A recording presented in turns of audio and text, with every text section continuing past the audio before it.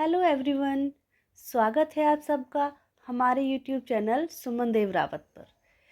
तो चलिए आज हम हिंदी व्याकरण का सबसे इम्पोर्टेंट टॉपिक पढ़ने वाले हैं, जिसका नाम है संधि। ये एक ऐसा टॉपिक है जो ज़्यादातर हर कॉम्पिटिटिव एग्ज़ाम में आता है। आज जो मैं आपको ट्रिक बताने वाली हूँ ना, वास्तव में बहुत ही धमाकेदार है।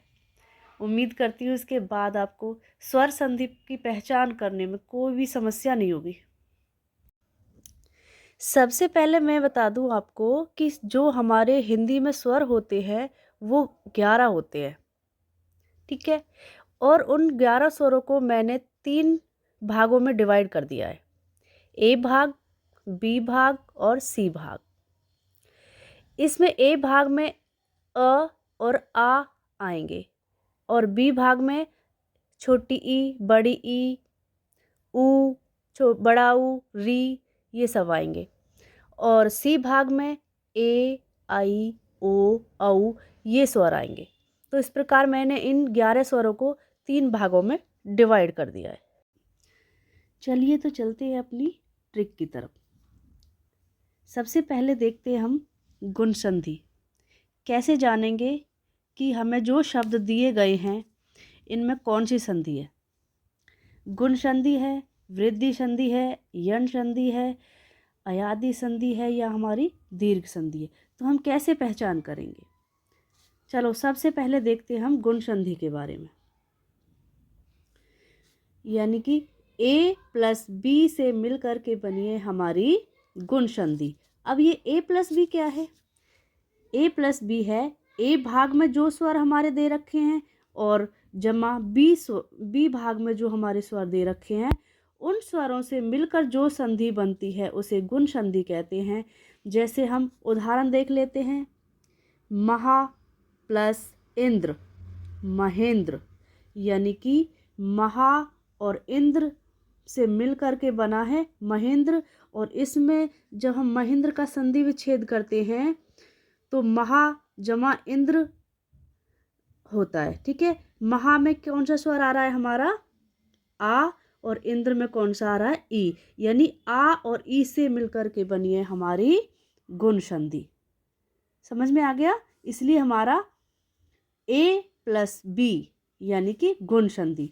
ए में जो स्वर आ रहे हैं और जमा बी से में जो स्वर आ रहे हैं, दोनों स्वरों से मिलकर के जो बनेंगे वो हमारी बनेगी गुण संधि। चलिए तो अगला उदाहरण देख लेते हैं, वृद्धि संधि।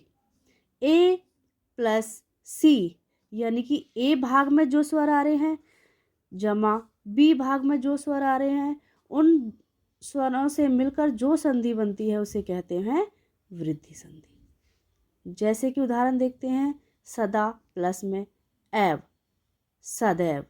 यानी कि सदैव का जब हम संधि विच्छेद करते हैं तो क्या बनता है? सदा जमा एव। सदा में क्या कौन सा स्वर आ रहा है? आ। और एव में ए। यानी आ और जमा ए से मिलकर के कौन सी संधि बनती है? हमारी वृद्धि संधि, ठीक है। अब अगला उदाहरण देख लेते हैं, यण संधि। बी प्लस भिन्न स्वर, बी यानी कि ये वाला भाग और भिन्न स्वर यानी कि ये और ये, इनमें से कोई भी स्वर आ जाए तो वो हमारा भिन्न स्वर कहलाएगा, ठीक है। तो बी प्लस भिन्न स्वर से मिलकर के हमारी जो संधि बनती है वो यण संधि कहलाती है। आइए उसका उदाहरण देख लेते हैं, अधि प्लस में आदेश, अध्यादेश। अध्यादेश का जब हम संधि विच्छेद करते हैं तो अधि जमा आदेश निकल करके आता है और अधि में हमारी कौन सा स्वर है? ई। और आदेश में हमारा है आ।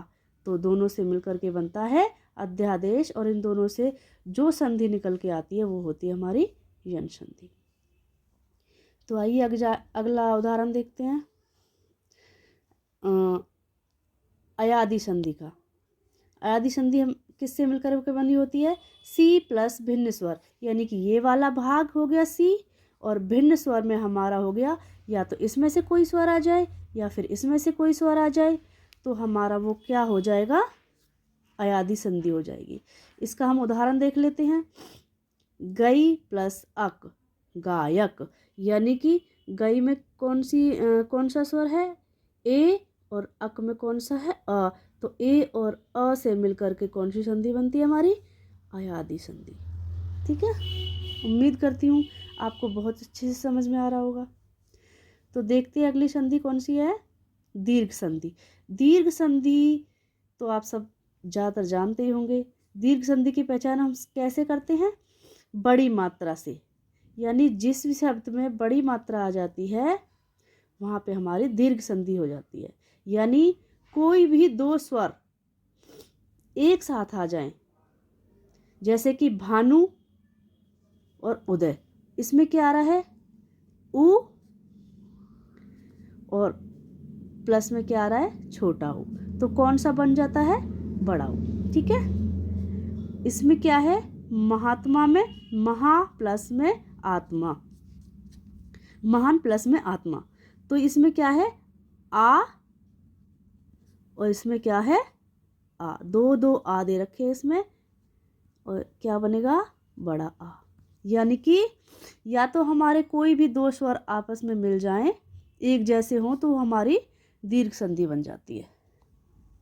ठीक है, तो उम्मीद करती हूँ आप सबको ये संधियाँ बहुत अच्छे से समझ में आ गई होंगी।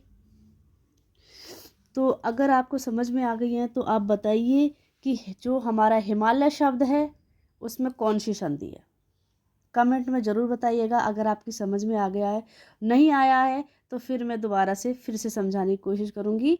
और मुझे बताइए हिमालय में कौन सी संधि है, पावक में कौन सी संधि है। अगर आपको ये वीडियो अच्छी लगी है तो ज़रूर सब्सक्राइब करें मेरे चैनल को, और शेयर करें, और बेल आइकन ज़रूर दबा दें प्लीज़। धन्यवाद।